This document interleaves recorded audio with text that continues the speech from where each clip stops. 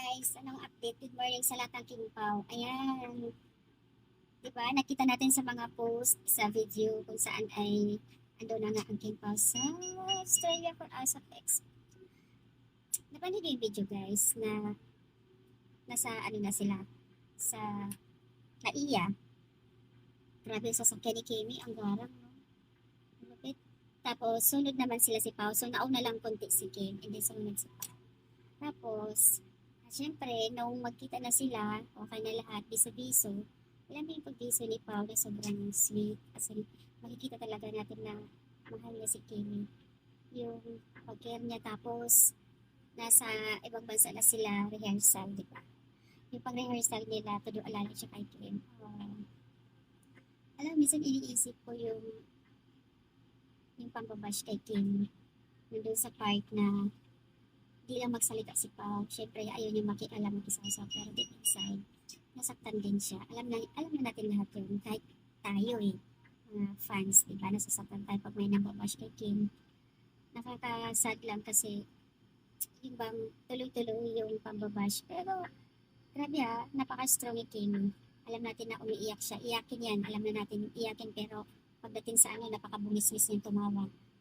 Badli nga Yun. Kaya minsan, pagdasal natin, minsan na maayos, sana wala nang pambabash. Sabi ko nga, nakaligtas ng 2 beses pambabash sa kanya. Pumapangatlo naman si Vice Ganda. Kaya sabi ko, walang ligtas talaga si Kimi. Pero still, talagang matibay siya. Malakas sa loob niya. Kahit na alam natin nasaktan deep inside, ayaw lang ipakita in public na nasaktan, umiiyak. Pero yung after noong tuloy-tuloy yung post ni Vice Ganda, nag-post siya na something tahimik, nakaupo lang siya, tapos para may kubo. Yung sa kanyang story, di ba? Maiisip natin yun na nalungkot. Tapos doon sa Showtime, sabi niya, tama na yung banat. Do walang reaction yung mga kasama niya, na tama na, walang banat, walang mga reaction kasama niya, tahimik lang. Siyempre, alam na nila yun. Ayaw din kasi nila magsalita kasi, siyempre, Vice Ganda rin yung kaano nila Samahan din kasi nila So, ayun lang aking update guys. Basta ako, tayong lahat masaya tayo ngayon. Dahil magkasama ang dalawa na sa Australia.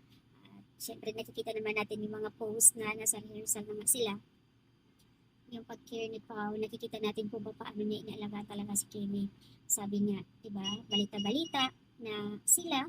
So, happy tayo lahat doon. Doon wala silang binibitawan, nakikita natin kung paano inaalagaan ni Pao si Kimi. At syempre naman, napaka-good news kasi pinatrending ng Abante News.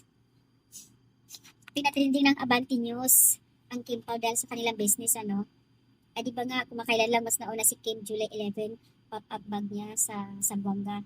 Then after 2 weeks, may nag-open naman si Pao sa kanyang business sa Cavite. Yung mga palaruan, mga play zone kids. So, napakalawak, ang laki. Sabi nga nila, napakatahimik lang ni Pao, pero may mga business din pala talaga siya. Isa din kasi siyang, di ba nga, sabi nga natin, si Pao ay napaka-introvert person.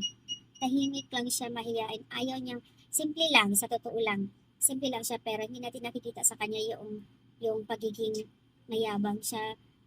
Iano niya yung mga na-achieve niya, yung kanyang mga, kung ano yung na-accomplish, sa mga na-achieve niya bilang ilang years sa industry, syempre alam natin na talagang limpak-limpak na yan.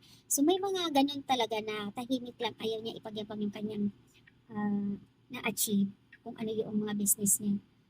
Pero kailangan niya kasi, siguro nga, kailangan niya talaga na maano din para manotice lalo na sa Cavite at kailangan ng mga bata yung mga palaruan. Kaya ayan, nakikita ko sa buong video talaga as in napakalaki.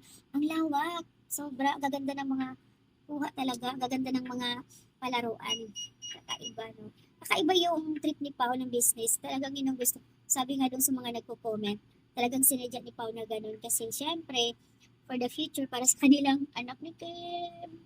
So, nakakatuwa, masaya yung mga comment nila na sinasadya ni Pao para darating yung time na may anak sila, syempre, andoon yung